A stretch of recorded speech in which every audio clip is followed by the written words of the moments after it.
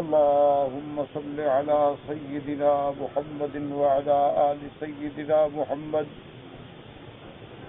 كما صليت على إبراهيم وعلى آل إبراهيم في العالمين إنك حميد مجيد. قال الله تبارك وتعالى في كلامه المجيد: أعوذ بالله من الشيطان الرجيم. بسم الله الرحمن الرحيم. ما أشهدتهم خلق السماوات والأرض ولا خلق أنفسهم وما كنت متخذ المضلين عضدا. ويوم يقول نادوا شركائي الذين زعمتم فدعوهم فلم يستجيبوا لهم وجعلنا بينهم موبقا. ورأى المجرمون النار فظنوا أنهم مواقعوها ولم يجدوا عنها مصرفا. وَلَقَدْ صَرَّفْنَا فِي هَذَا الْقُرْآنِ لِلنَّاسِ مِنْ كُلِّ مَثَلٍ وَكَانَ الْإِنسَانُ أَكْثَرَ شَيْءٍ جَدَلًا. سورۃ الکہف کی ان آیات مبارکہ میں اللہ تبارک و تعالی نے اس بات توحید، اس بات قدرت کاملہ اور مشرکین پر رد فرمایا. جیسا الحمدللہ سابقہ آیات میں ہم نے پڑھا ہے کہ اللہ تبارک و تعالی نے جب آدم علیہ السلام کو پیدا فرمایا، یہ تین مخلوقات ہیں جو اہم ہیں: ملائکہ، انس اور جن. اور یہ بھی اللہ تبارک و تعالی کی کمال قدرت ہے کہ ملائکہ کو تو اللہ نے نور سے پیدا فرمایا، یعنی جن سے، نور سے، اللہ کے حکم سے پیدا کیے گئے. اللہ تبارک و تعالی نے آدم علیہ السلام کو مٹی سے پیدا فرمایا اور جنات کو اللہ نے آگ سے پیدا فرمایا. اللہ تبارک و تعالی دراصل جس چیز سے بھی چاہیں وہ پیدا کرنے پہ قادر ہیں. اسی لیے تخلیق مخلوقات میں بھی اللہ نے اپنی قدرت کے مناظر پیش کیے کہ چاہا تو نور سے ایک مخلوق پیدا کر دی، چاہا تو آگ سے ایک مخلوق پیدا کر دی، اور چاہا تو مٹی سے ایک مخلوق پیدا کر دی. پھر صرف مٹی سے پیدا حضرت آدم علیہ السلام کو فرمایا، لیکن اس کے بعد بی بی حوا علیہ السلام جو ہیں وہ سیدنا آدم علیہ السلام زندہ تھے، پیدا ہو چکے تھے، سوئے ہوئے تھے، اور ان کے بائیں پسری سے بی بی حوا کو پیدا فرمایا. نہ تولد ہے، نہ تناسل ہے، نہ کوئی مراحل ولادت ہیں، بس اللہ نے حکم دیا کن فیکون، ہو گئی پیدا. اس کے بعد پھر اللہ تبارک و تعالی نے اولاد آدم علیہ السلام کا جو جوڑے بنائے، ذکر و انثیٰ، وجعلنا من کل شیء زوجین، ہر چیز کے جوڑے بنے، اور ان کی پیدائش کا سلسلہ جو ہے اللہ نے نطفے سے فرمایا، اس پانی سے فرمایا جو پشت اور سینے کے درمیان سے گرتا ہے، اس سے اللہ نے انسانوں کو پیدا کیا. جہاں تک جنات کا تعلق ہے تو اس کو اللہ نے خالص آگ سے پیدا فرمایا. اور خدا کی قدرت دیکھیں کہ تینوں مخلوقات کا عدد جو ہے وہ اللہ کے سوا کوئی نہیں جانتا کہ اللہ کے فرشتے کتنا ہیں. وما يعلم جنود ربك الا هو. آج تک دنیا میں کوئی ایسا کمپیوٹر نہیں پیدا ہو سکا جو ملائکہ کا عدد نکال سکے. دنیا میں اللہ نے جن کتنی پیدا فرمائے ہیں ان کا بھی کوئی عدد معلوم نہیں ما سوائے اللہ۔ اسی طرح اللہ تبارک و تعالیٰ نے انسان کتنی پیدا فرمائے۔ آپ ایک مختلف قیاس لگائیں گے کہ بھائی فلاں ملک کی اتنی آبادی ہے، فلاں ملک کی اتنی آبادی ہے، فلاں ملک کی اتنی آبادی ہے، لیکن جب تک اعداد و شمار کا علم ہی نہیں آیا تھا خدا جانے کتنے مر گئے، کتنی قوموں کو اللہ نے ہلاک کر ڈالا جن کے کوئی اعداد و شمار بھی نہیں ہے اور کوئی بھی نہیں جانتا۔ تو یہ اللہ تبارک و تعالیٰ کی قدرت ہے اور اللہ کا علم ہے کہ اللہ اپنے بندوں کو بتلاتے ہیں کہ تمہیں یہ بھی پتہ نہیں کہ ملائکہ کتنے، تم نے تو کبھی ملائکہ کو اس کی اصلی شکل میں بھی نہیں دیکھا ہے، تم نے تو کبھی جنات کو بھی ان کی اصلی شکل میں نہیں دیکھا ہے۔ اچھا، خدا کی قدرت ہے کہ ملائکہ تو ہمیں دیکھ سکتے ہیں لیکن ہم ملائکہ کو نہیں دیکھ سکتے، بلکہ ملائکہ آتے ہیں اگر وہ انسان کی شکل میں آئیں، جب تک کوئی بتائے نا پھر بھی ہم نہیں پہچان سکتے کہ وہ ملک ہے۔ اسی لیے حضور صلی اللہ علیہ وسلم کی خدمت میں جبریل علیہ السلام کبھی سائل بن کے آتے تھے تاکہ صحابہ کو معلوم ہو سکے دین کے مسائل، لیکن صحابہ نہیں پہچانتے تھے۔ صحابہ کہتے ہیں ہم حیران ہو رہے تھے کہ بندہ کون ہے، ہمارے علاقے کا تو لگتا نہیں، کوئی دور دراز کا مسافر بھی نہیں لگتا کہ مسافر پر لازمی بات ہے سفر کی تھکان ہوتی ہے، غبار ہوتا ہے، آثار سفر ہوتے ہیں، وہ بھی نہیں لگتے، بالکل تر و تازہ ہے۔ تو ہم حیران تھے، آخر حضور پاک صلی اللہ علیہ وسلم نے فرمایا کہ جانتے ہو یہ کون ہے؟ ہم نے کہا نہیں یا رسول اللہ، دا جبریل جا، یہ اللہ کا فرشتہ جبریل علیہ السلام آیا تھا تاکہ مجھ سے سوال و جواب کرے اور تمہیں اللہ کا دین پہنچ سکے۔ تو ہم یعنی فرشتے ہمیں دیکھ سکتے ہیں لیکن ہم فرشتوں کو نہیں دیکھ سکتے۔ اسی طرح قرآن پاک ہمیں یہ سمجھاتا ہے اور بتلاتا ہے کہ لیلۃ القدر کی رات میں اللہ کے فرشتے اترتے ہیں، تنزل الملائکۃ والروح، جبریل علیہ السلام بھی اترتے ہیں لیکن ہمیں پتہ نہیں لگتا۔ اسی لیے علماء کرام نے، اولیاء اعظام نے لیلۃ القدر کی کچھ علامات تو بیان کی ہیں لیکن وہ علامات ان کا تجربہ ہے، کوئی تحقیقی بات نہیں ہے۔ یعنی ان علامات کا ایک اندازہ ہے، اللہ تبارک و تعالیٰ اپنے بندوں کو علم عطا فرما دیتے ہیں۔ اسی لیے تو بی بی عائشہ صدیقہ رضی اللہ تعالی عنہ نے سرکار دو جہاں سے پوچھا تھا کہ یا رسول اللہ صلی اللہ علیہ وسلم اگر مجھے لیلۃ القدر مل جائے تو میں کیا دعا مانگوں؟ تو اس سے معلوم ہوا کہ اللہ چاہتے ہیں تو اپنے بندوں کو بتلا دیتے، ورنہ لیلۃ القدر کے مل جانے کا کیا مطلب ہوا؟ تو حضور صلی اللہ علیہ وسلم نے فرمایا کہ یہی دعا مانگا کرو، اللہم انی اسألک العفو والعافیہ، کہ یا اللہ ہمیں معافی بھی عطا فرما اور صحت و تندرستی بھی عطا فرما، اور یہ دو چیزیں مل گئیں تو سب سے بڑی نعمت ہے۔ تو اس لیے بعض علماء نے، بعض اولیاء اللہ نے لکھا ہے کہ وہ فرشتوں کے اترنے کی وجہ سے وہ رات میں ایک خاص رحمت ہوتی ہے، کیفیت ہوتی ہے، تسکین ہوتی ہے، اور اس رات میں نہ زیادہ گرمی ہوتی ہے اور نہ بہت زیادہ سردی ہوتی ہے، ایک معتدل ٹھنڈی رات ہوتی ہے۔ اور اسی طرح اس کی علامات میں یہ بھی لکھا گیا کہ آسمان کے ستارے جو ہیں وہ زیادہ روشن اور چمکیلے نظر آتے ہیں، اور اس کی علامات میں علماء نے یہ بھی لکھا کہ جب صبح کو سورج نکلے گا تو اس کی شعاعیں جو ہیں وہ اتنی تیز نہیں ہوتی جو ہمیشہ ہوتی۔ تو اس میں کوئی شک نہیں ہے کہ ملائکہ اترتے ہیں، اللہ کا قرآن ہے تنزل الملائکۃ والروح فیہا بإذن ربہم من کل امر سلام ہی حتی مطلع الفجر، لیکن ہم ملائکہ کو نہیں دیکھ سکتے۔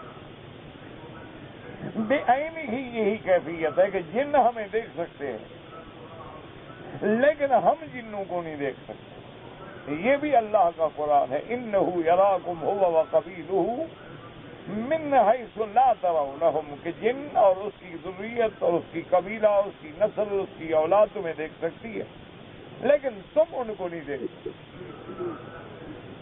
یہ البتہ ہوتا ہے کہ کبھی کسی انسان پہ کوئی جن مسلط ہو تو اس کو نظر آتا ہے،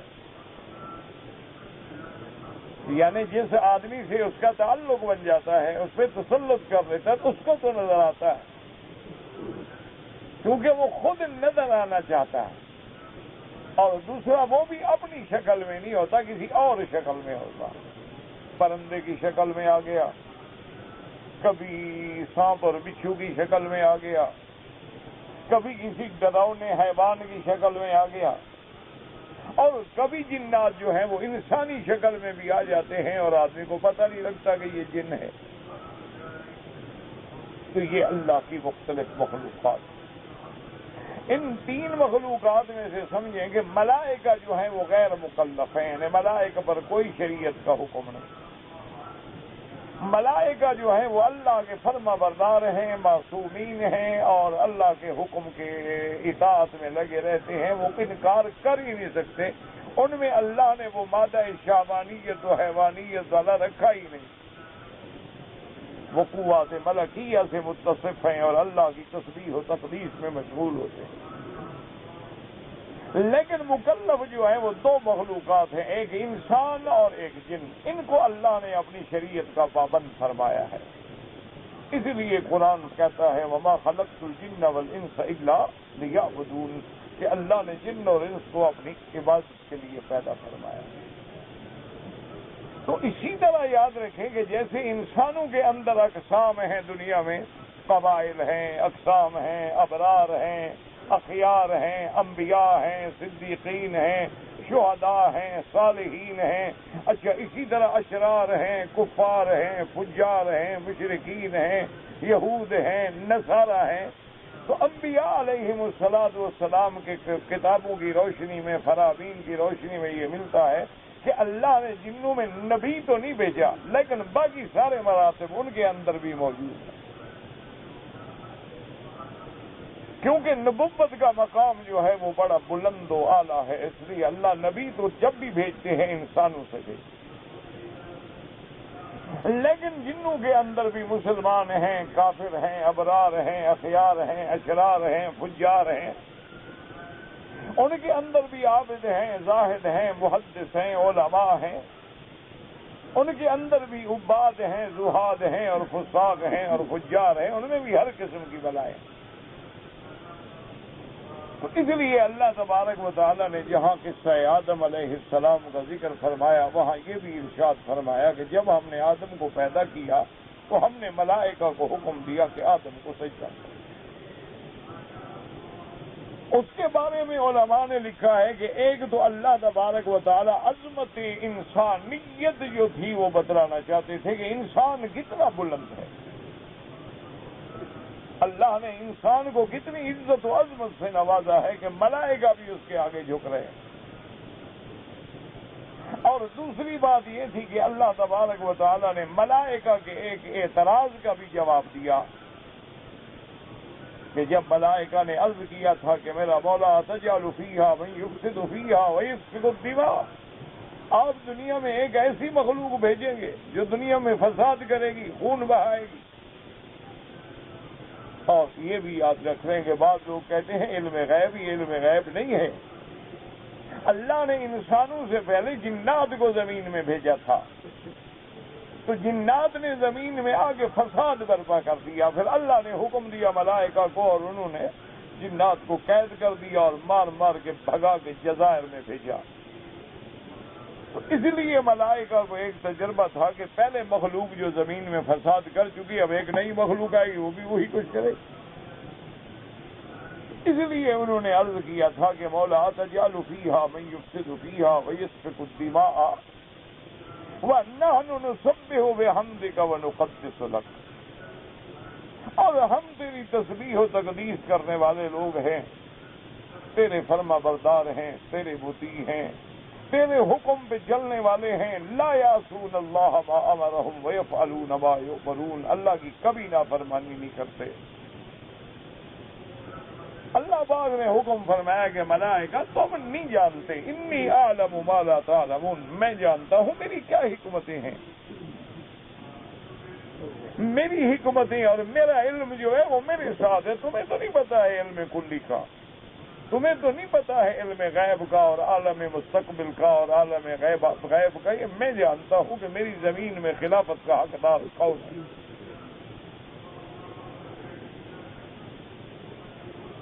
اور اگر صرف فرما برداروں کو ہی بھیجنا ہے تو پھر امتحان تو کوئی نہ ہوا۔ دیکھو نا، اللہ تبارک و تعالیٰ اگر زمین میں سارے لوگوں کو مسلمان کر دیتے تو کیا امتحان ہے؟ ساری دنیا کو اللہ تبارک و تعالیٰ امانت والا، دیانت والا، صداقت والا بنا دیتے تو پھر سچے اور جھوٹے کا کیا امتیاز ہوتا؟ ساری دنیا کے انسانوں کو اللہ شریف بنا دیتے تو پھر شریف اور کمینے کا امتیاز کیا ہوگا؟ اللہ نے اس دنیا کو دار الابتلاء بنایا ہے، اختبار بنایا ہے، امتحان بنایا۔ امتحان تو تب ہوگا نا کہ دونوں قوتیں کام کریں، حق بھی ہو اور باطل بھی ہو، صدق بھی ہو اور کذب بھی ہو، نور بھی ہو اور ظلمات بھی ہو، توحید بھی ہو اور شرک بھی ہو، مقابلے سے خیر بھی ہو اور شر بھی ہو، دن بھی ہو اور رات بھی ہو۔ اب پتہ چلے گا کہ اس خیر اور شر میں میرے خیر کا رستہ کون لیتا ہے اور شر کو کون اپناتا ہے، کیونکہ یہ دار الابتلاء اور دار الامتحان ہے، پھر ہی تو اللہ نے جزا دی۔ تو اس لیے اللہ نے ملائکہ کو فرما دیا انی اعلم ما لا تعلمون، اور اس کے بعد اللہ نے صاف یہ بھی حکم فرما دیا کہ اسجدوا لآدم، کہ جب ہم آدم کو پیدا کریں تو سب سجدہ کریں۔ اس میں کوئی شک نہیں ہے کہ یہ سجدہ تعظیم تھا، سجدہ تشریف و تکریم تھا کہ آدم کی شرافت و عظمت و شان جو ہے وہ واضح ہو جائے۔ لیکن شریعت محمد مصطفیٰ صلی اللہ علیہ وسلم میں یہ تعظیم کا سجدہ بھی کسی کے لیے جائز نہیں۔ یوں بات سمجھ لیں کہ اسلام جب آ گیا تو اب اللہ کے نبی نے حکم دے دیا کہ خبردار، اللہ کے سوا کسی زندہ اور مردے کا سجدہ جائز نہیں، نہ قبر پہ جائز ہے، نہ روضے پہ جائز ہے، نہ زندہ انسانوں کے لیے جائز ہے۔ صرف ایک سجدہ باقی رہا، واسجدوا للہ الذی خلقہن، صرف اسی ذات کا سجدہ کرو جس نے سب کو پیدا کیا۔ تو اب ان جھگڑوں میں پڑنا کہ جی آدم کو سجدہ ہوا تھا اور یہ ہوا تھا، یہ ساری فضول بحثیں ہیں۔ وہ اللہ کا حکم تھا، اللہ اگر ہمیں حکم دیتے کہ میرے نبی کو سجدہ کرو، ہم سجدہ کرتے۔ اللہ نے جہاں ہمیں حکم دیا ہے کہ حجر اسود کا بوسہ دینا ثواب ہے، اگر اللہ حکم دیتے کہ حضور کی قبر مبارک کو بوسہ دو، ہم بالکل سب سے پہلے دیتے۔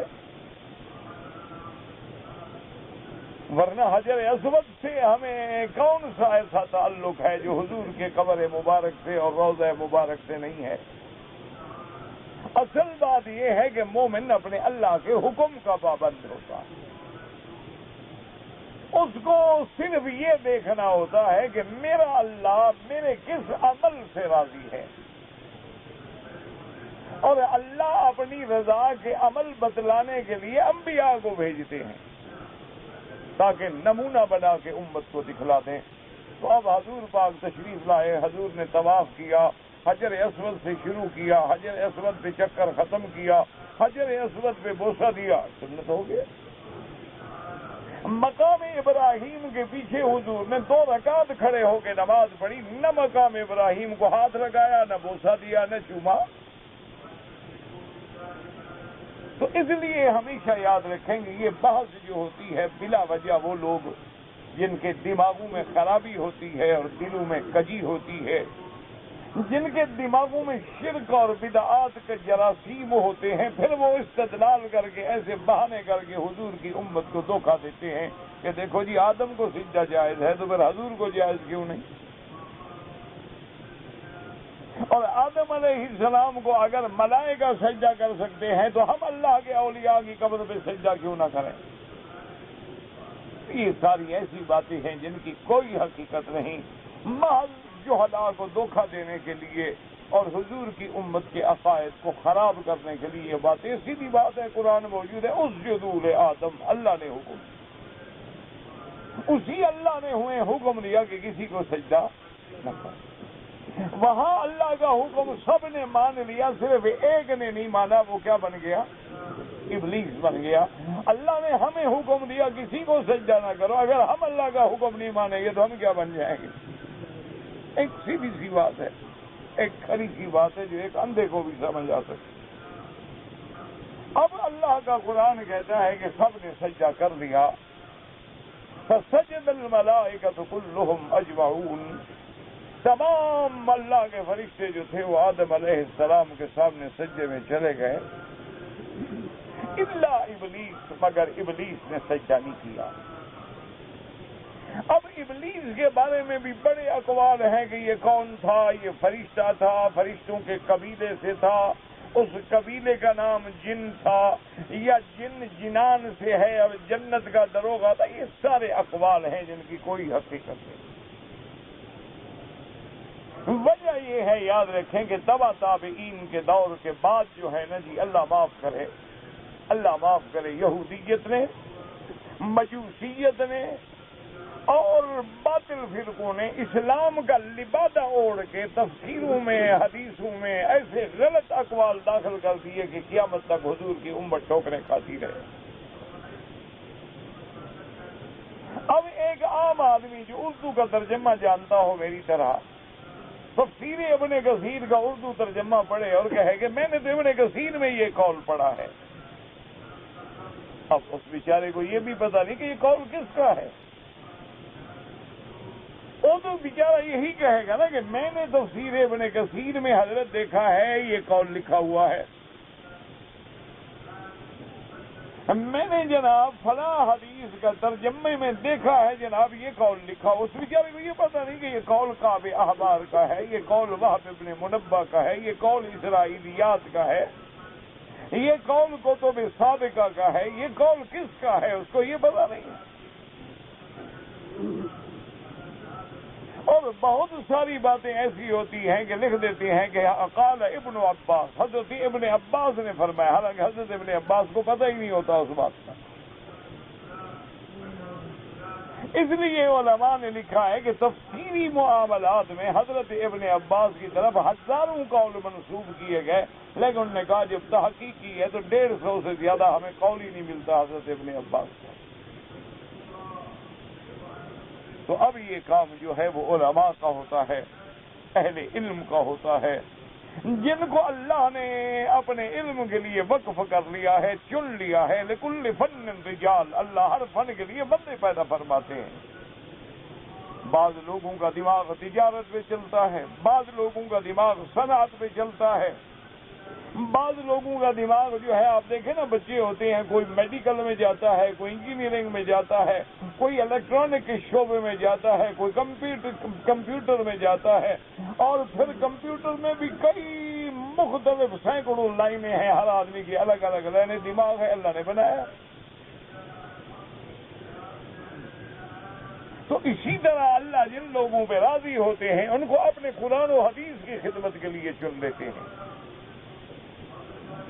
ان کا ذات دن جو اوڑھنا بچھونا ہوتا ہے وہ اللہ کا قرآن اور حدیث محمد مصطفیٰ ہوتی ہے، صلی اللہ علیہ وعلی آلہ وصحبہ وسلم تسلیما کثیرا کثیرا۔ اور ان کا پھر اتنا تجربہ ہو جاتا ہے، اتنا خبرہ ہو جاتا ہے کہ جیسے ایک طبیب کسی مریض کا چہرہ دیکھ کے بتا دیتا ہے اس کو صفرا ہے، اس کو سودا ہے، یہ بلغمی مزاج کا آدمی ہے، یہ آدمی جو ہے سوداوی ہے، صفراوی ہے، فلاں بیماری ہے، اس کو آتے ہوئے چہرہ دیکھ کے بتا دے گا۔ یا بعض اطباء جو ہیں وہ نبض پہ ہاتھ رکھ کے بتا دیں گے، بعض اطباء جو ہیں وہ ایکس رے سے، الٹرا ساؤنڈ سے بتا دیں گے، تو ایک تجربے ہو جاتے ہیں۔ اسی طرح قرآن و حدیث کے جو شناور ہوتے ہیں، جو قرآن و حدیث کے موتی و سمندر سے نکالنے والے ہوتے ہیں، ان کا بھی ایک ربط ہو جاتا ہے۔ وہ جب قرآن پڑھتے ہیں، حدیث پڑھتے ہیں، قول پڑھتے ہیں، فوراً دماغ میں آتا ہے کہ یہ قول نہیں ہو سکتا، وہ کیوں ان پہ دماغ میں آتا ہے؟ وہ جانتے ہیں کہ ابن عباس نے حضور سے قرآن پڑھا ہے اور یہ قول تو قرآن کے مخالف ہے، ابن عباس کا کیسے ہو سکتا ہے؟ ان کے دماغ میں فوراً آتا ہے کہ بھی یہ بات ہے فلاں حدیث کے مخالف ہے، تو یہ کیسے حضور کا فرمان ہو سکتا ہے؟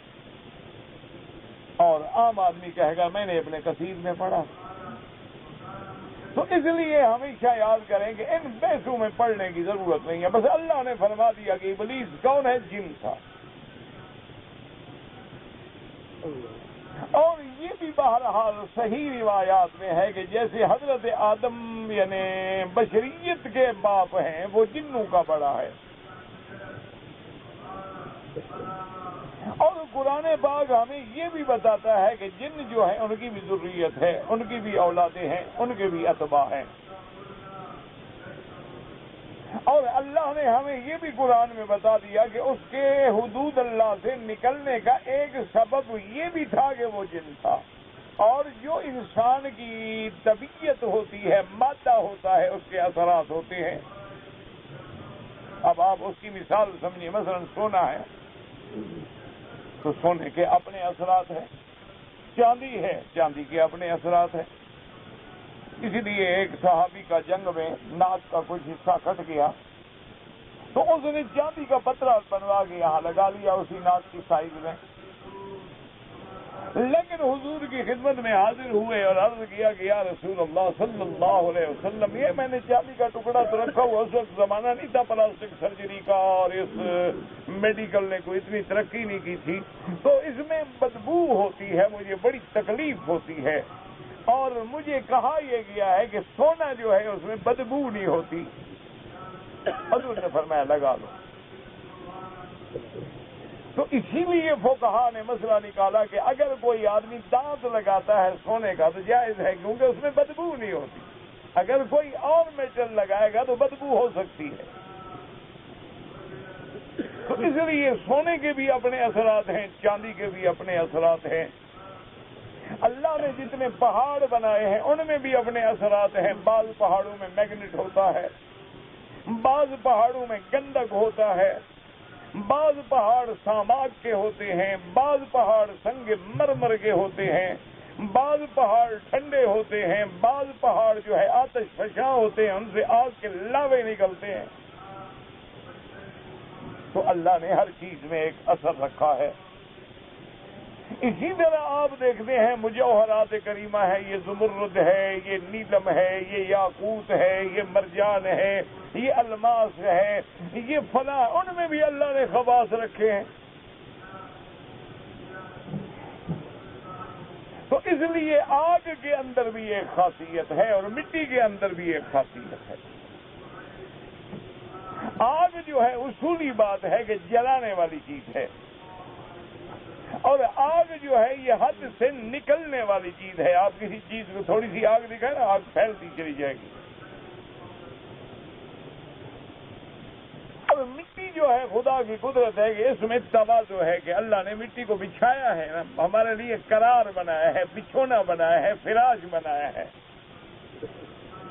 اور مٹی جو ہے گویا انسان کی ماں ہے، اور مٹی جو ہے اسی سے ہماری تمام غذائیں اللہ نے پیدا فرمائی ہیں، اور مٹی جو ہے اسی سے اللہ نے ہمارے لیے تمام ارزاق پیدا فرمائے ہیں۔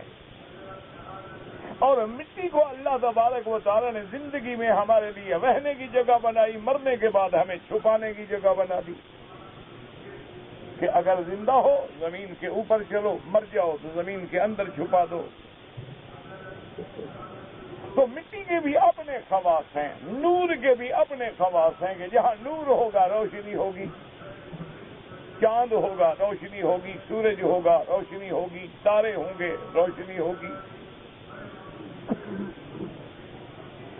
چونکہ وہ آگ سے پیدا ہوا، اس لیے اللہ نے فرمایا کان من الجن ففسق عن امر ربہ، کیونکہ وہ جن تھا آگ سے پیدا ہوا، اللہ کے حکم سے نکل گیا اور حضرت آدم کو سجدہ نہیں کیا۔ اب قرآن نے اس واقعے کو کئی مقامات پہ بیان فرمایا ہے، لیکن یہاں اللہ نے یہ فرمایا کہ میرے بندو غور کرو، اب تتخذون يتخذونه وذريته أولياء من دوني. اللہ نے فرمایا کہ میرے بندو تم شیطان کو اور شیطان کی اولاد کو دوست بناتے ہو مجھے چھوڑ کر. دوست بنانے کا کیا مطلب؟ دوست کا معنی ہوتا ہے جس کا کہنا مانا جائے. دیکھو نا، آدمی ماں باپ کا انکار کر دیتا ہے لیکن دوست کا انکار نہیں کرتا. تو آدمی جب دوست بناتا ہے تو دوست کا معنی یہ ہوتا ہے کہ دوستی میں دو ستی ہوتے ہیں دل، تب کہیں بنتی ہے جا کر دو ستی. تو دوست اللہ نے فرمایا تم نے مجھے چھوڑ کے اس کو اپنا دوست بنایا جو تمہارا بھی دشمن، تمہارے باپ کا بھی دشمن. اب آپ کہیں جی ہم نے تو شیطان کو دوست نہیں بنایا، ہم نے تو کبھی دیکھا نہیں، ہمیں تو کبھی ملا ہی نہیں، تو ہم نے کہاں دوست بنایا ہے؟ تو اس کی آسان مثال ہے، اللہ نے حکم دیا نماز پڑھو. اب اللہ چاہتے ہیں ہم نماز پڑھیں، ملک جو ہے ملہم وہ چاہتا ہے ہم نماز پڑھیں، اللہ کے فرشتے چاہتے ہیں ہم نماز پڑھیں، انبیاء چاہتے ہیں ہم نماز پڑھیں، اولیاء چاہتے ہیں ہم نماز پڑھیں، علماء چاہتے ہیں ہم نماز پڑھیں، لیکن شیطان چاہتا ہے ہم نماز نہ پڑھیں. اب ہم جو نہیں پڑھ رہے ہیں تو کس کو دوست بنا رہے ہیں؟ ایک آسان سی بات، بڑے آسان سے مسئلہ سمجھ سکتے ہیں. اچھا، اب آپ ایک آدمی کی صحبت میں جا کے بیٹھتے ہیں، وہ ہمیشہ آپ کو کبھی اللہ کی باتیں سناتا ہے، کبھی رس کرتا ہے کہ بیٹا نماز پڑھا کرو، میرا بھائی اللہ کے حکم پہ چلا کرو، شریعت پہ عمل کیا کرو، گناہوں سے بچا کرو، بری صحبت سے بچا کرو. اور ایک دوست ہے وہ آتے ہی دور سے کہہ رہے یار کمال ہے، ابھی تک کام میں لگے وہ چھوڑے یار، بیٹھو آؤ شطرنج کھیلتے ہیں. بھائی کام پڑا ہوا ہے، میں نے کام دے چھوڑے یار، کام کل ذرا جلدی اٹھ کے کر لینا، دوست آئے ہیں یار بیٹھو گپ شپ کرتے ہیں. چلو جی کوئی گانا لگاؤ یار، کوئی اچھی فلم لگاؤ نا. تو سمجھ لو کہ یہ شیطان ہے کہ وہ ہمیں اللہ کے راستے سے ہٹا رہے ہیں، اور اگر ہم ان کا کہنا مان رہے ہیں تو گویا ہم شیطان کو دوست بنا رہے ہیں. اسی طرح آپ دیکھیں کہ ایک آسان سی بات ہے کہ اللہ پاک نے ہمارے لیے حضور صلی اللہ علیہ وسلم رحمت مجسم، سرکار دو عالم، محبوب دو جہاں سیدنا محمد الرسول اللہ صلی اللہ علیہ وسلم کو نمونہ بنا کے بھیجا کہ حضور کا ہر عمل، قول، فعل، صورت، سیرت نمونہ ہے. اب جناب آپ اندازہ کریں کہ حضور صلی اللہ علیہ وسلم نے لباس کیسے پہنا، حضور صلی اللہ علیہ وسلم نے اپنے چہرے مبارک میں داڑھی مبارک کیسے رکھی، حضور صلی اللہ علیہ وسلم ناخن کتنے دنوں کے بعد کٹوا دیتے تھے، حضور صلی اللہ علیہ وسلم کو خوشبو پسند تھی، حضور صلی اللہ علیہ وسلم کی راتیں مصلے پہ گزرتی تھیں، حضور کی زبان سے کبھی جھوٹ نہیں نکلا، کبھی غلط بات نہیں نکلی، کبھی کسی پہ دان نہیں نکلا، کبھی غیبت نہیں نکلی. تو اب آپ دیکھیں کہ اگر آپ کے دوست محمد مصطفیٰ ہیں، اگر آپ کی محبت محمد رسول اللہ سے ہے تو آپ کے ہر قول میں، عمل میں، صورت میں، سیرت میں حضور کا کردار جھلک آئے گا.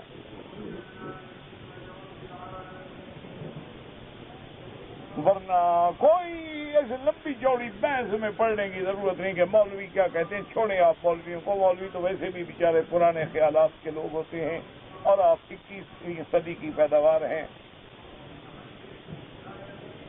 اور مولوی آپ کو 1400 سال پیچھے لے جانا چاہتے ہیں. چونکہ مولوی بیچارے پرانے ہیں نا، ان کا کعبہ بھی پرانا، نبی بھی پرانا، قرآن بھی پرانا، وہ کریں کیا غریب. آپ مولویوں کی بات کو چھوڑ دیں، آپ صرف عقل اور منطق سے مجھے بتائیں کہ 1,24,000 یا کم یا زیادہ جتنے اللہ نے نبی بھیجے، ان تمام انبیاء کے چہرے مبارک میں داڑھی تھی؟ اللہ کے کعبے میں بات تو سچی بتائیں نا، انبیاء کی داڑھی تھی؟ ہاں جی، نہ شک ہو تو کہہ دو نہیں تھی. اچھا، انبیاء کے جتنے صحابہ گزرے، اہل بیت گزرے، اولیاء گزرے، محدثین گزرے، علماء گزرے، پیر گزرے، مرشد گزرے، مشائخ گزرے، ان سب کی بھی داڑھی تھی یا وہ حکم دیتے تھے کہ داڑھی مڈایا کرو؟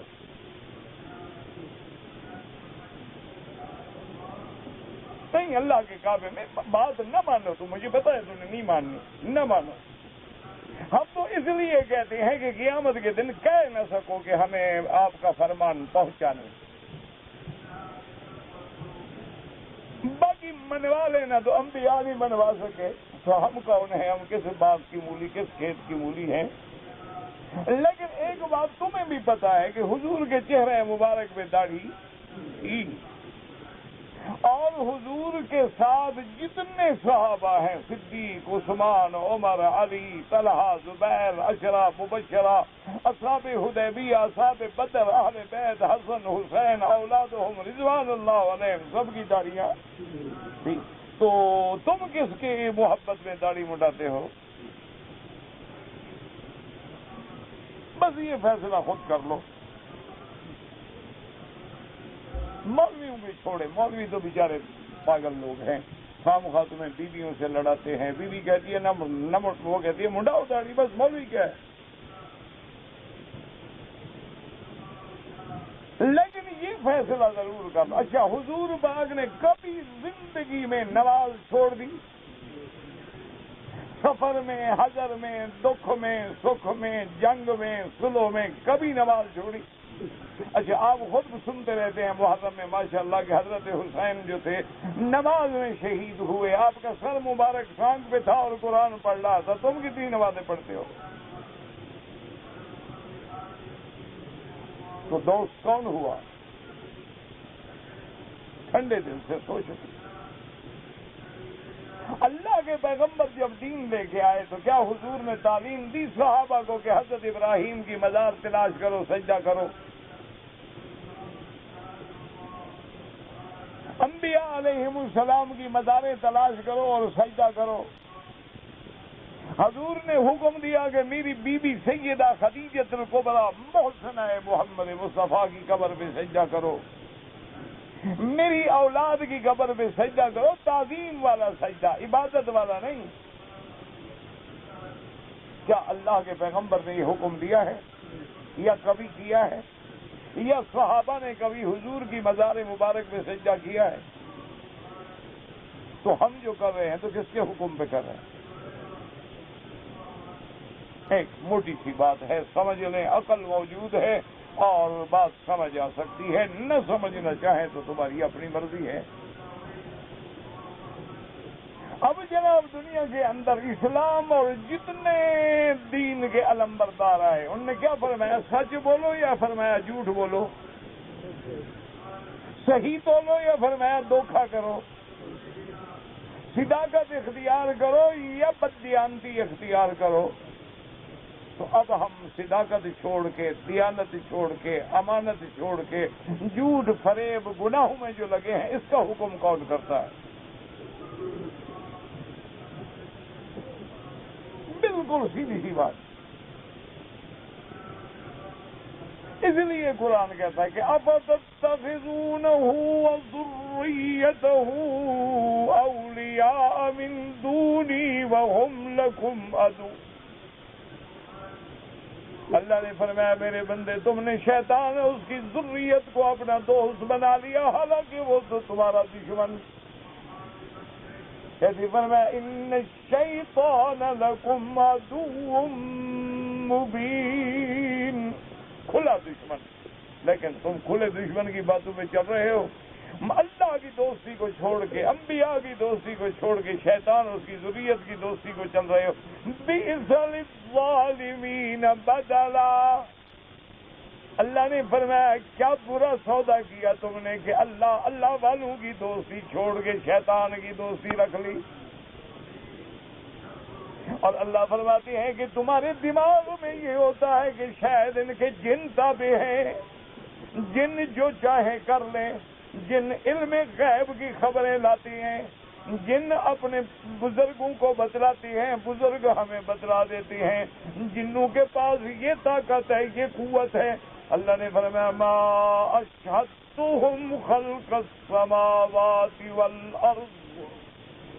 اللہ نے قرآن مقدس میں جو آج کا سبق ہے ہمارا، ما اشہدتہم خلق السماوات والارض ولا خلق انفسہم وما كنت متخذ المضلین عضدا. اللہ نے فرمایا مجھے چھوڑ کے جن کو تم دوست بنا رہے ہو، جن کے کہنے پہ تم غیر اللہ کی عبادت میں پڑ رہے ہو، جن کے کہنے سے تم شرک میں مبتلا ہو، جن کے کہنے سے تم غیروں کو حاجت روا سمجھ رہے ہو، یہ تو کچھ کسی چیز ذرے کے بھی مالک نہیں. میں نے جب آسمان زمین پیدا کیے یا ان کو پیدا کیا تو کوئی ان سے تو مدد نہیں لی. یہ تو ساری میری مخلوق ہے. ما اشہدتہم، میں نے ان کو نہیں بلایا تھا کہ میں زمین آسمان بنا رہا ہوں میری مدد کرو. ولا خلق انفسہم، اور نہ میں نے جب ان کو پیدا کیا تو کوئی ان سے مدد لی. وما كنت متخذ المضلین عضدا. فرمایا ان الملک، میں ایسا بادشاہ ہوں جس کو کسی وزیر کی ضرورت نہیں، مشیر کی ضرورت نہیں، تدبیر کی ضرورت نہیں ہے. اللہ خالق بھی ہے، مالک بھی ہے، نافع بھی ہے، ضار بھی ہے، وحدہ لا شریک بھی ہے، لا نظیر لہ ولا وزیر لہ ولا ضد لہ ولا ند لہ ولا مثل لہ ولا مثال لہ. اللہ نے فرمایا مجھے تو کسی کی ضرورت نہیں ہے، میں نے ساری مخلوق کو پیدا کیا، اور کیا میں ان گمراہوں کو اپنا مددگار بناتا. اللہ نے فرمایا ظالموں مجھے جی چھوڑ کے ادھر جا رہے ہو. وما كنت متخذ المضلین، یہ تو خود گمراہ ہے شیطان، اس کی ذریت گمراہ. ازدن کا معنی آوالن، کیا میں ان کو مددگار بناتا اپنی خدائی میں؟ کوئی عقل کرو. اب اللہ فرماتا ہے کہ اچھا دیکھو پھر جب قیامت ہوگی تو دیکھو پتہ ہے حال کیا ہوگا. وَيَوْمَ يَقُولُ نَادُوا شُرَكَائِيَ الَّذِينَ زَعَمْتُمْ. اللہ فرماتی ہیں کہ پھر قیامت کا میدان ہوگا اور ہم ان کو کہیں گے او مشرکو، کافرو، غیروں کی پوجا کرنے والوں، غیروں کو حاجت روا سمجھنے والوں، غیروں کو مشکل کشا ماننے والوں، بلاؤ جن کو تم نے میرا شریک بنایا تھا، بلاؤ تمہاری مدد کریں. آج اللہ حکم دیں گے کہ بلاؤ ان کو سب. اللہ اکبر، کون ہے کہ اس دن پھر بات کر سکے؟ اس لیے تفسیروں میں آتا ہے کہ اللہ تبارک و تعالیٰ سیدنا عیسیٰ علیہ السلام کو حکم دیں گے. حالانکہ اللہ تو جانتے ہیں کہ عیسیٰ میرا پیغمبر ہے، رسول ہے، پاک ہے. اور کیا أَأَنْتَ قُلْتَ لِلنَّاسِ اتَّخِذُونِي وَأُمِّيَ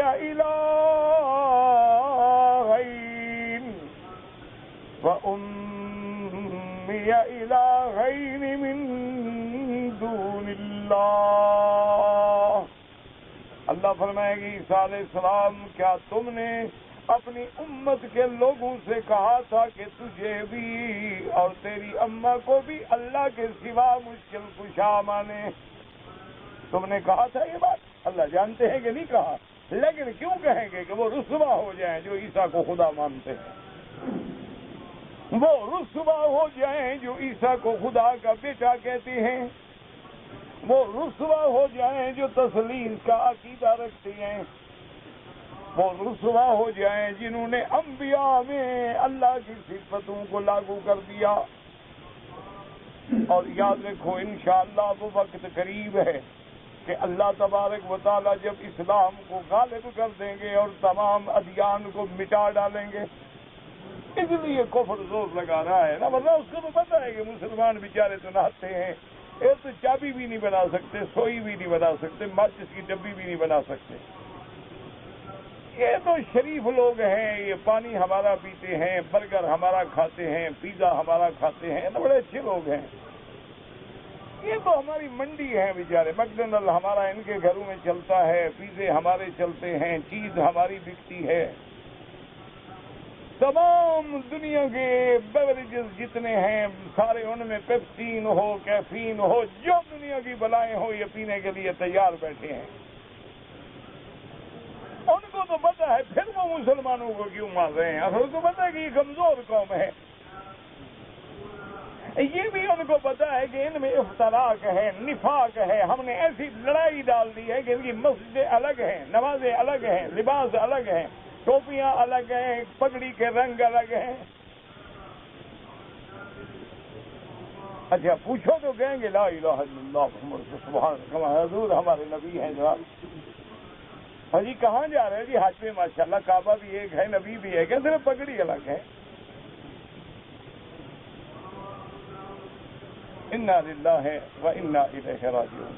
اچھا شکر کرو کہ حضور نے فرما دیا کہ احرام جو ہے سفید افضل ہے، ورنہ یہ سارے احرام کے رنگ بھی آپ نے بناتے۔ یہ بھی اللہ کا شکر کرو، ورنہ کسی کا کالا ہوتا، کسی کا پیلا ہوتا، کسی کا گہروا ہوتا، کسی کا نیلا ہوتا۔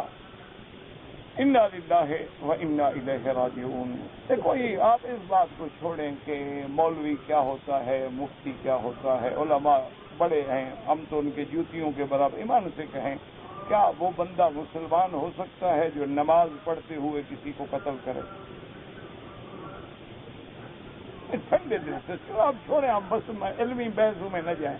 آپ کو اللہ نے عقل دیا ہے، کیا آپ سمجھتے ہیں کہ وہ بندہ جو بلد الامین میں کہیں بم دھماکہ کرے، کہیں گاڑی ٹکرا دے، کہیں بندے مار دے، کہیں مکان اڑا دے، کہیں آگ لگا دے، اس میں معصوم بچے مر جائیں، کیا خیال ہے؟ یہ دین ہے، یہ اسلام ہے؟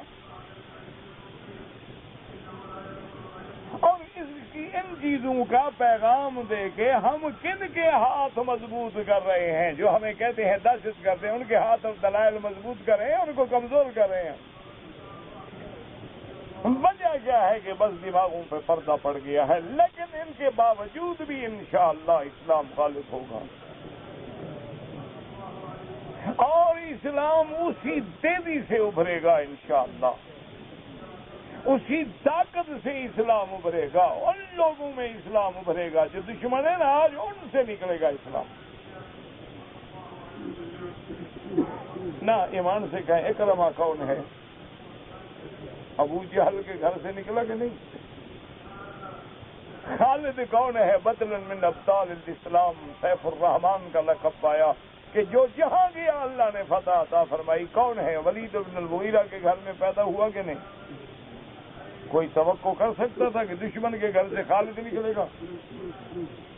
ابو جہل جیسے دشمن کے گھر سے حضرت اکرمہ جیسا بدل من ابطال الاسلام پیدا ہوگا؟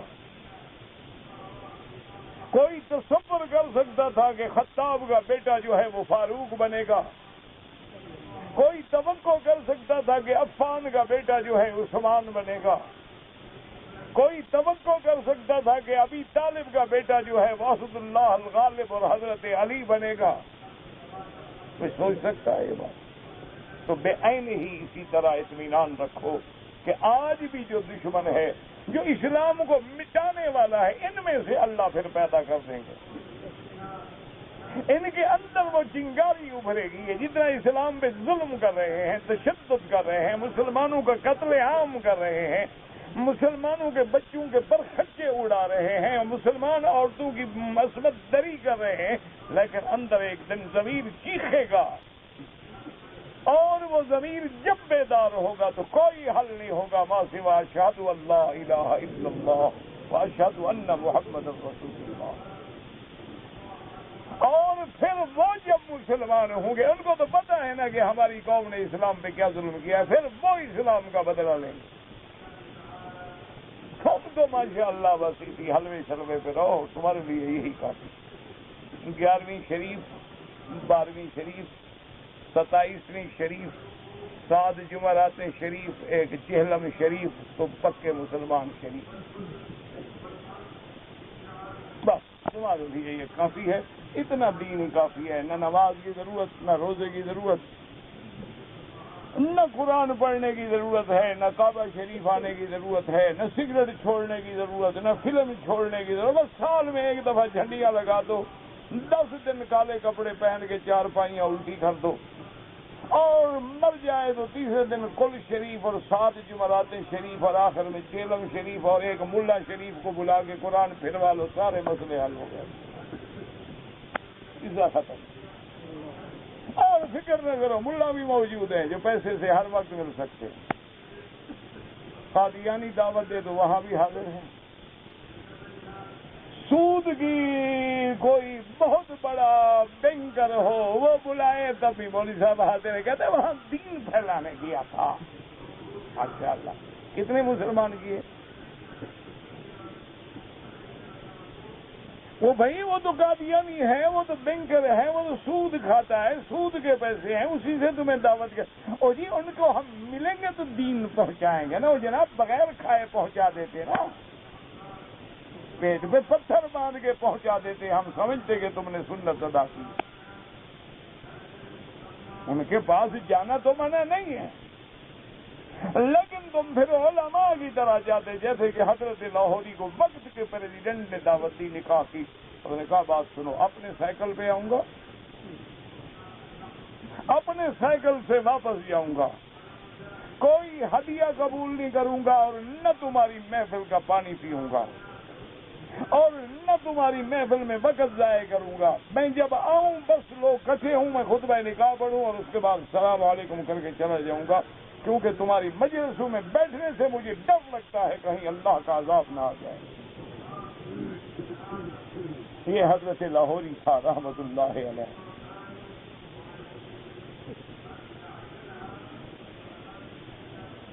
تو اس لیے میرے عزیز سمجھو، اللہ کہتے ہیں قرآن میں، اب حضرت عیسیٰ کو اللہ حکم دے گا، أَأَنْتَ قُلْتَ لِلنَّاسِ اتَّخِذُونِي وَأُمِّيَ إِلَٰهَيْنِ مِن دُونِ اللَّهِ، کہ کیا عیسیٰ ابن مریم آپ نے کہا تھا کہ مجھے اور میری اماں کو بھی معبود سمجھو اور مشکل کشا اور حاجت روا سمجھو؟ اللہ اکبر۔ پتہ ہے وہ دن کیسا ہوگا؟ مفسرین نے لکھا عیسیٰ علیہ السلام کانپتے رہیں گے، حالانکہ نبی ہیں، معصوم ہیں، کلمۃ اللہ ہیں۔ اس کے بعد عرض کریں گے سبحانک ما یکون لی ان اقول ما لیس لی بحق، کہ پاک ہے تیری ذات مولا، وہ بات میں کہہ سکتا ہوں جس کا مجھے حق بھی نہیں پہنچا، میں تیرا بندہ ہوں، تیری مخلوق ہوں، تیرا نبی ہوں، تیرا رسول، میں کیسے یہ بات؟ اسی لیے اللہ حکم دیں گے قیامت میں کہ اب شرمندہ ہو جائے نا، بلاؤ تو منکروں کو جن کو تم نے مشکل کشا سمجھا تھا، بلاؤ ان جنات کو جن کی باتیں مان کر تم نے میرے دین کو شبہ، یوم یقول نادو، اللہ حکم دیں گے بلاؤ ان کو، نادو شرکائی الذین زعمتم، جن کو تم نے اپنے گمان میں، اپنے خیال میں میرا شریک بنا رکھا تھا، بلاؤ کدھر ہیں؟ آج تمہیں چھڑائیں آگ سے۔ اللہ فرماتے ہیں فدعوہم، وہ پاگل بھی بلائیں گے، فلم یستجیبوا، اللہ فرماتے ہیں کہ جب ان کو وہ بلائیں گے میرے حکم دینے کے بعد تو نتیجہ کیا نکلے گا؟ فلم يستجيبوا لهم وجعلنا بينهم موبقا، کوئی جواب نہیں دے گا۔ کون جواب دے؟ اللہ نے فرمایا ہم ان کے اور ان کے درمیان میں آڑ کر دیں گے، آڑ نہ بھی ہو تو جواب نہیں دے سکتے، جب آڑ ہو گئی تو گویا دیکھ بھی نہیں سکتے۔ وَرَأَى الْمُجْرِمُونَ النَّارَ، اب کافر جو ہے جہنم دیکھ لیں گے، سامنے کھڑے۔ فَظَنُّوا أَنَّهُمْ وَاقِعُوهَا وَلَمْ يَجِدُوا عَنْهَا مَصْرِفًا، جب جہنم دیکھ لیں گے اور 70,000 لگام ڈالے ہوئے جہنم کو فرشتے پکڑے کھڑے ہوں گے. اب ان کو یقین ہو جائے گا کہ ہم اب جہنم میں ڈالے جائیں گے, کوئی بھاگنے کا رستہ بھی نہیں. اللہ نے فرمایا میرا مدنی صلی اللہ علیہ وسلم وَلَقَدْ صَرَّفْنَا فِي هَذَا الْقُرْآنِ وَلَقَدْ صَرَّفْنَا فِي هَذَا الْقُرْآنِ لِلنَّاسِ مِنْ كُلِّ مَثَلٍ. اللہ نے فرمایا ہم نے قرآن میں ہر قسم کی مثالیں دے کے بات سمجھا دی ہے. وَكَانَ الْإِنسَانُ أَكْثَرَ شَيْءٍ جَدَلًا. لیکن انسان سب سے بڑا جھگڑالو ہے. کوئی جانور بھی جھگڑا نہیں کرتا لیکن انسان جھگڑالو جھگڑے کرتا ہے. مسلم شریف کی حدیث ہے کہ قیامت میں جب ایک مشرک کو کافر کو حکم دیا جائے گا کہ تمہیں جہنم میں ڈالا جا رہا ہے, وہ کہے گا اللہ میاں کیوں؟ اللہ فرمائیں گے میرے نبی آئے, میری کتابیں آئیں, تم نے کیا کیا؟ انہوں نے کہا اللہ میاں ہم ایمان لائے, ہم آپ کے نبی کو مانتے تھے, کتابیں مانتے تھے. اللہ فرمائیں گے بدبخت یہ تیرا نام عمل تو کہتا ہے کہ تم نہیں مانتے تھے. اللہ میاں ہم حکم دیں گے تم شرک نہ اللہ میاں ہم نے کبھی شرک نہیں کیا, توبہ توبہ توبہ. ہم نے تو کبھی پیروں کو سجدہ کیا اس لیے کہ تیرے بندے ہیں, سجدہ تو ہم اس لیے کر رہے, شرک تھوڑا کر رہے تھے. وہ ہم تو سمجھتے تھے کہ اللہ میں تیرے پیارے ہیں, جب تیرے پیاروں کو پیار کریں گے تو تو خوش ہو جائے گا. ہم تو تجھے منا رہے تھے, لہٰذا تجھے سجدے کرنے کے بجائے پہلے ادھر چلے جاتے تھے کہ ادھر شارٹ کٹ ہے, ہمارے جلدی کام آ جائے. تو اللہ فرمائے گا اچھا تم نے وہ بھی دی کہ نہیں اللہ میں نے کیا. اچھا تم نے میرے نافرمانی نہیں اللہ میں نافرمانی بھی نہیں کی. بھئی یہ نامہ اعمال ہے. اس نے کہا اللہ میں پتہ نہیں کس نے لکھا ہے. میں فرشتوں نے کہا اللہ میں نے فرشتے دیکھے نہیں, اچھے گواہ جو میں نے دیکھے نہیں کبھی. اللہ فرمائیں گے یہ دیکھو ساری تیری کتاب بھری ہوئی ہے. کہ اللہ میاں کتاب پتہ نہیں کس نے لکھی ہے, میں نے تو دیکھا ہی نہیں گواہوں کو آج تک. اسی لیے اللہ فرماتے ہیں کہ دیکھو بندہ کیسا جھگڑالو ہے, خدا سے بھی قیامت میں جھگڑنا. اب اللہ حکم دے گا اليوم نختم على افواہہم وتکلمنا ایدیہم وتشہد ارجلہم بما كانوا یکسبون. اللہ حکم دیں گے کہ ان کی زبانوں پہ مہریں لگا دو.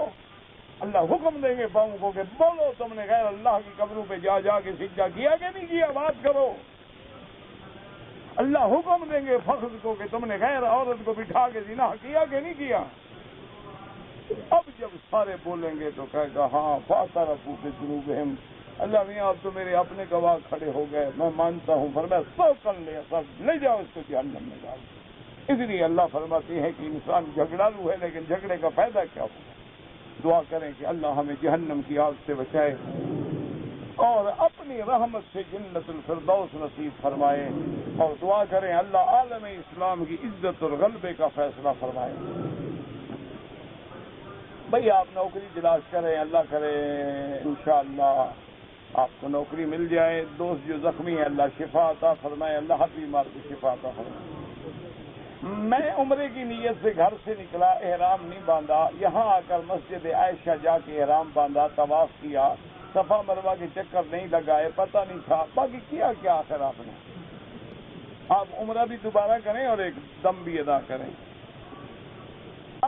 پاکستان سے نیا آیا ہے, جدہ آ گیا, جدہ سے پھر عمرے کی نیت سے آیا لیکن احرام نہیں باندھا, پھر مکے آ گیا, عمرہ بھی کرے ایک دم بھی ادا کرے. آگ نے صفا پہ بیعت لی تھی, اسلام کی بیعت تھی, کافروں سے لی تھی کہ مسلمان ہو جاؤ.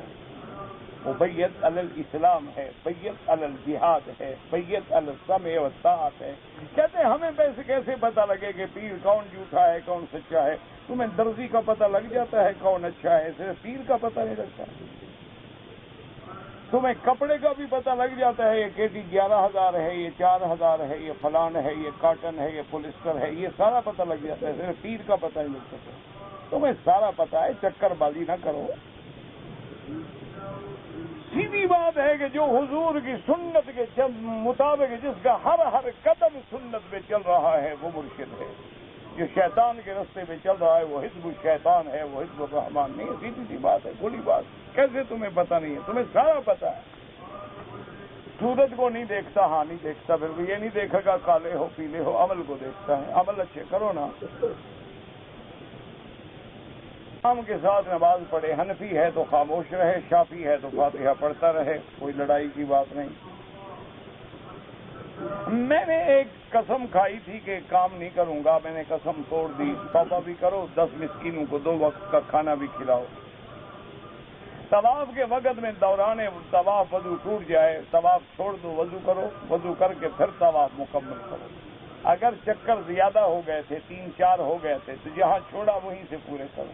اگر ایک آدھا چکر تھا پھر ابتدا سے شروع کرو. جو لوگ میلاد کرواتے ہیں خالص بدعت ہے. 1 رکعت پڑھو وتر یا 3 رکعت پڑھو، سب حدیث میں موجود ہے، کوئی لڑائی کی ضرورت نہیں. جس گھر میں صبح سرحد میں موت ہو جائے وہ 7 دن تک ہر شام روٹی دیتے ہیں، بالکل بدعت ہے. 7 جمعراتیں خالص بدعت ہے. 40 دن کے بعد سب بدعت ہے. میت والوں کی طرف سے غریبوں کو کپڑا صابن دیتے ہیں، وہ بھی خالص بدعت. ایک ان کا مر گیا ہے، تم کپڑے بھی ان سے لے رہے ہو، روٹی بھی ان سے کھا رہے ہو. ماشاءاللہ اچھے ٹکرے ہو ان کو بھائی.